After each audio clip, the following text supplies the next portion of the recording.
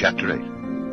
And God remembered Noah, and every living thing, and all the cattle that was with him in the ark. And God made a wind to pass over the earth, and the waters assuaged. The fountains also of the deep and the windows of heaven were stopped, and the rain from heaven was restrained.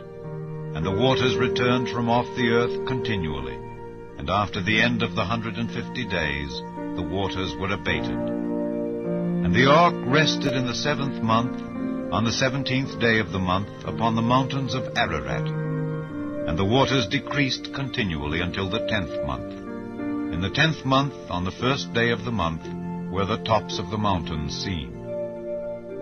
And it came to pass at the end of 40 days, that Noah opened the window of the ark which he had made, and he sent forth a raven, which went forth to and fro until the waters were dried up from off the earth.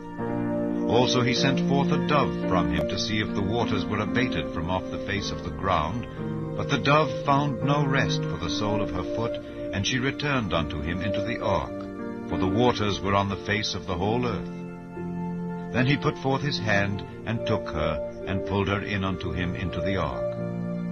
And he stayed yet other 7 days, and again he sent forth the dove out of the ark. And the dove came in to him in the evening, and lo, in her mouth was an olive leaf plucked off. So Noah knew that the waters were abated from off the earth. And he stayed yet other 7 days, and sent forth the dove, which returned not again unto him any more.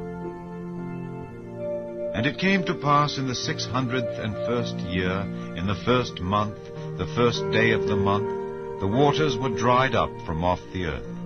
And Noah removed the covering of the ark, and looked, and behold, the face of the ground was dry. And in the 2nd month, on the 27th day of the month, was the earth dried.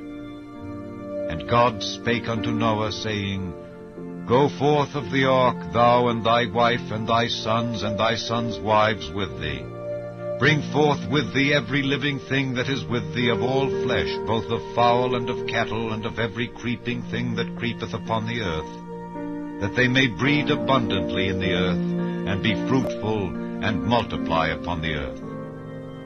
And Noah went forth, and his sons, and his wife, and his sons' wives with him. Every beast, every creeping thing, and every fowl, and whatsoever creepeth upon the earth, after their kinds, went forth out of the ark. And Noah builded an altar unto the Lord, and took of every clean beast, and of every clean fowl, and offered burnt offerings on the altar. And the Lord smelled a sweet savour, and the Lord said in his heart, I will not again curse the ground any more for man's sake. For the imagination of man's heart is evil from his youth. Neither will I again smite any more everything living, as I have done. While the earth remaineth, seed time and harvest, and cold and heat, and summer and winter, and day and night shall not cease.